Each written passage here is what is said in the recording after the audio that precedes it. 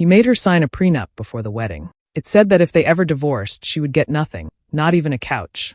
He called it a precaution. She called it love. She was young in love and broke. He was successful, charming, and confident. He said they were building a future together, and she believed him. The wedding was beautiful. He planned everything, down to the smallest detail. She thought he was just being thoughtful, but it was really the start of his control. He told her she didn't need to work. He said he could take care of them both. He wanted her to stay home, keep the house perfect, stay in shape, and look good. Slowly, she stopped seeing her friends. He said they were jealous and didn't understand her new life. She believed him because she trusted him. In the beginning, he was sweet. He bought her gifts, complimented her, and made her feel special. But that didn't last. The little comments started. About her weight, her clothes, her voice. He rolled his eyes when she spoke. If she had opinions, he told her she was being too emotional or dramatic. He watched her spending closely. She had no money of her own. Everything went through him. If she needed anything, she had to ask. He traveled often, said it was for work, but he was gone longer and longer. He stopped calling. He barely touched her. He was always on his phone. One night, a message popped up, something sweet from another woman. When she asked about it, he laughed and told her not to be paranoid. He made her feel like the problem. She stopped arguing. She didn't cry in front of him. Instead, she started writing things down. The things he said, the receipts he left out, the nights he didn't come home, the strange perfume on his clothes. She didn't have proof yet, but she knew. And she had no one left to talk to. He had made sure of that.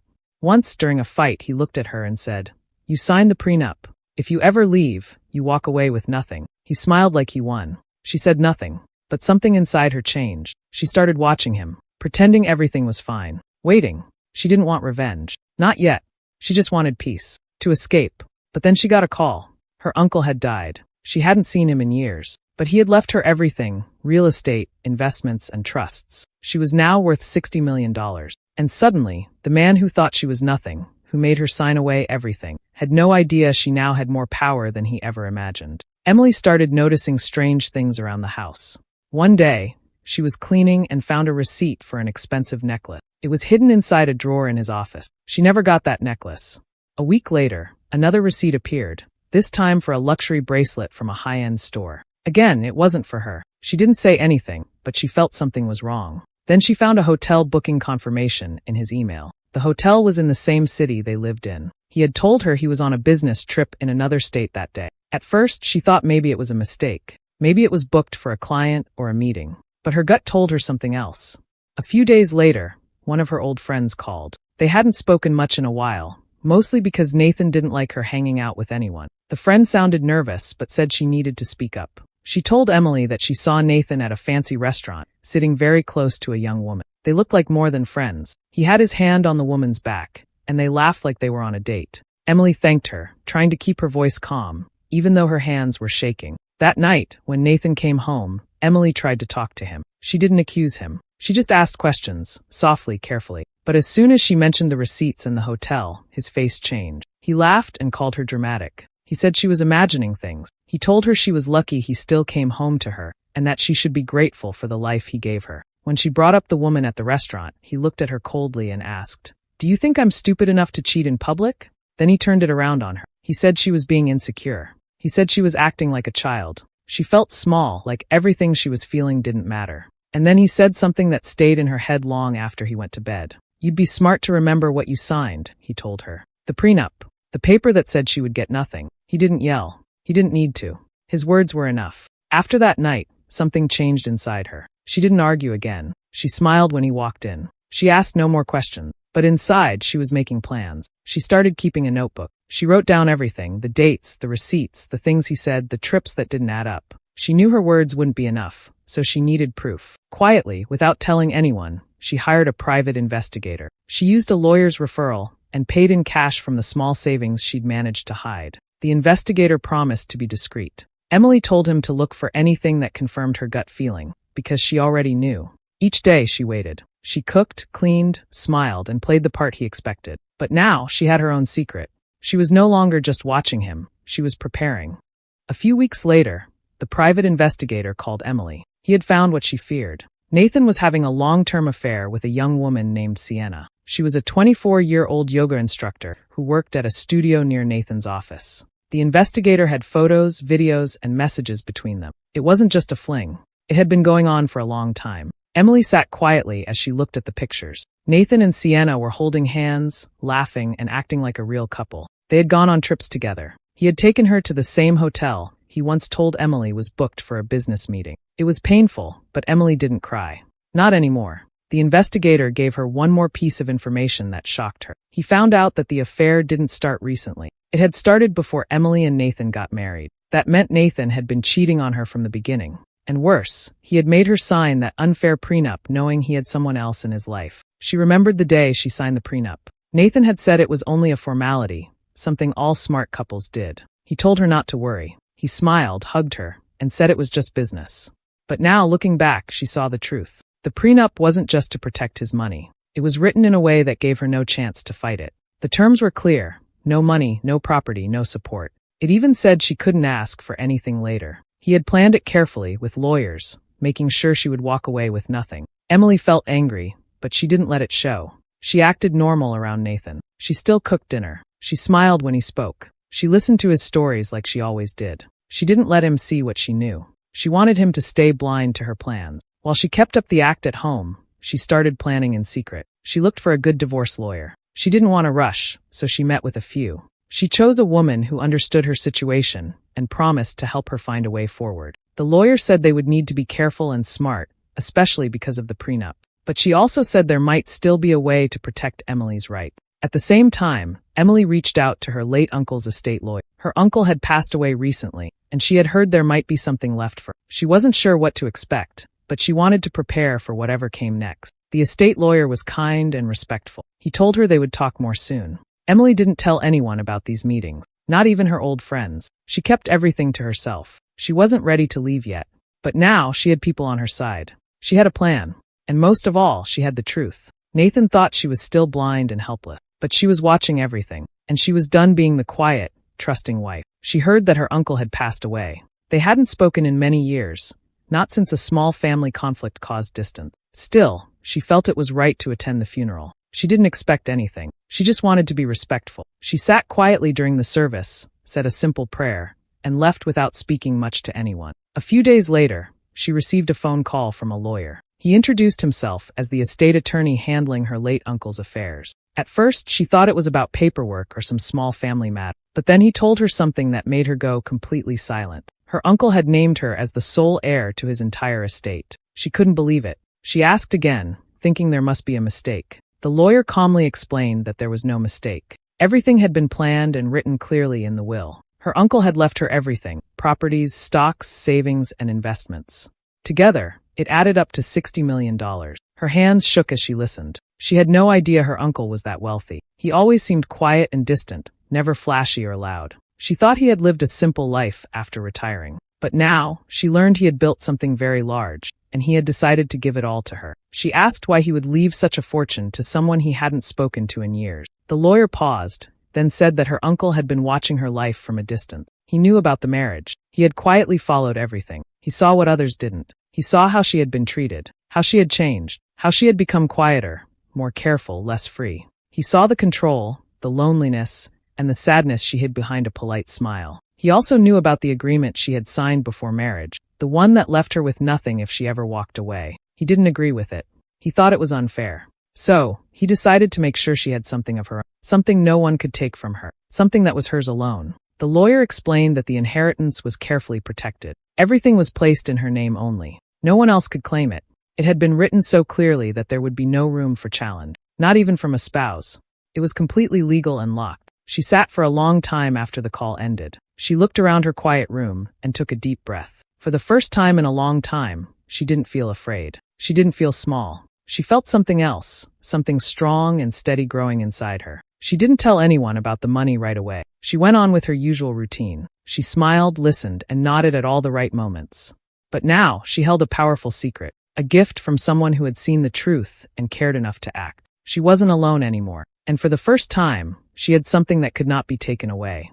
Emily started thinking carefully about every step she needed to take. She knew she couldn't rush anything, so she began quietly building her own plan. She met with a financial advisor who was known for working with high-net-worth clients. He was smart, professional, and discreet. She told him only what was necessary. He helped her open new accounts in her name only. Together, They set up a business under a new LLC. Everything was private. No one else knew. She didn't touch the money in big ways. Instead, she moved slowly. She made small changes that would not attract attention too fast. She stopped asking Nathan for money. She paid for things herself. She even bought a new car with her own money, without telling him how. Nathan noticed, but he didn't ask many questions. He just gave her a look, as if trying to figure her out. She gave him nothing to guess from. She smiled, acted polite, and kept going. She began speaking up more at home. When he made decisions, she didn't just nod. She asked questions. She made small comments that showed she was no longer afraid to speak her mind. Nathan acted confused by her change, but he didn't press her too hard. He thought she was going through a phase. He still believed she was under his control. Then, he started talking about having children. He brought it up during dinner, during walks, and sometimes out of nowhere. He said it was time to grow the family. He talked about how it would bring them closer. But Emily saw through it. She knew what he really wanted. He thought having a child would tie her down and make it harder for her to leave. He believed she would never walk away if they had a baby. It was just another way to trap her, emotionally and financially. Emily didn't say no. She acted like she was thinking about it. She told him she wanted to take some time. He seemed pleased, thinking she was finally coming back to his side. But she was only pretending. In her heart, she had already decided to leave. She just needed one more thing before she went. She wanted to be sure. She wanted to see how far he would go. She needed a clear sign, something that would prove without doubt who he really was. So she waited and watched. She kept playing the role he expected. A quiet, gentle wife who was just starting to believe in him again. But deep inside, she was planning everything. Every word, every move, every step toward freedom. And he didn't see it coming. The private investigator called Emily and asked to meet. When she arrived at the office, he handed her a folder. Inside were photos, messages, and documents. It was all clear now. Nathan had bought an expensive engagement ring. It wasn't for Emily. It was for Sienna. He was planning to propose to her right after divorcing Emily. The investigator also found emails between Nathan and Sienna. The words cut deep. In the messages, Nathan called Emily dead weight and a temporary placeholder. He joked about how she would walk away with nothing because of the prenup. He laughed about how she still cooked for him and waited for him while he planned a future with someone else. Emily read the messages slowly, her heart sinking, but her face stayed calm. She didn't cry. She didn't scream. She felt a quiet, sharp pain, like something inside her had finally broken. But she didn't show it. She sat there with a straight back and steady hand. She thanked the investigator, took the folder, and left. At home, she acted normal. Nathan didn't suspect anything. He smiled at her, talked about his work, and scrolled through his phone as if nothing was wrong. Emily watched him carefully. She already knew what she was going to do. She invited him to dinner a few nights later. She said she missed spending time together. Nathan agreed without much thought. He seemed pleased, thinking she was softening again. He didn't know what was coming. She booked a quiet, elegant restaurant. She wore a simple dress and smiled like everything was fine. When he arrived, she greeted him kindly and spoke gently. She said she wanted to talk about their life, their future, and everything they had been through. Nathan leaned in, confident and smug. She asked him if he still believed the prenup was fair. He laughed. He said it was the smartest thing he'd ever done. He told her that most women tried to take half of everything, but she wouldn't get a cent. You'll walk away broke, he said, sipping his drink. That's what you signed, remember? She nodded, still smiling, and asked more questions. He talked and talked, proud of himself. He even hinted that he had someone new waiting. He didn't name her, but Emily already knew. His voice was full of pride and control. What Nathan didn't know was that Emily had placed her phone under the table. It was recording every word, every cruel sentence. Every time he mentioned the prenup, the cheating, and his plan to leave her with nothing, it was all being saved. After dinner, Emily thanked him and said it was nice to talk. She kissed him on the cheek and went home. She sent the recording to her lawyer that same night, along with everything the investigator had given her. She didn't feel sad anymore. She felt ready. Everything she needed was in place. The lies, the insults, the betrayal, it was all now part of the proof. Nathan thought he had played the perfect game, but Emily was about to show him that she had been watching, learning, and planning. And soon he would finally understand what it felt like to lose. Nathan's birthday arrived, and Emily planned everything just as he expected. She acted like the perfect wife, kind, calm, and thoughtful. She helped organize a party at their home and invited all his friends, co-workers, and family. Everyone came, dressed nicely, bringing gifts and smiles. Nathan stood in the center of the room, proud and full of himself, thinking he had everything under control. Emily waited until the party was in full swing. Everyone was talking, laughing, and enjoying the evening. She stood quietly near the table, holding a small gift box. When Nathan turned toward her, she walked up to him, and handed it over. He smiled and opened it in front of everyone. Inside the box were divorce papers and a flash drive. The room went silent. Nathan looked down at the papers, confused at first. Then he saw what it was. His face changed quickly. He looked up at Emily, but she didn't look upset. She looked calm, steady, strong. He opened the flash drive on his laptop nearby. It contained the recording from the dinner, the one where he bragged about the prenup and how Emily would walk away with nothing. It also had pictures and emails showing his affair with Sienna. Lastly, there was a copy of the legal documents showing Emily's $60 million inheritance. Nathan's face went pale. His mouth opened, but he had no words. He looked around the room. Everyone was staring at him, some in shock, some whispering, some already judging. He turned to Emily, angry now. "You think this will stop me?" he said. "You think you can take me down like this? I'll sue you. You're finished." Emily looked at him with a quiet smile. "You said I'd walk away with nothing," she said. "Turns out you were half right." Nathan didn't know what to say. He never expected this. He thought Emily was still the same quiet wife who had no money and no power. He had no idea she'd inherited a fortune or that she had recorded everything. The prenup, the cheating, the cruel words.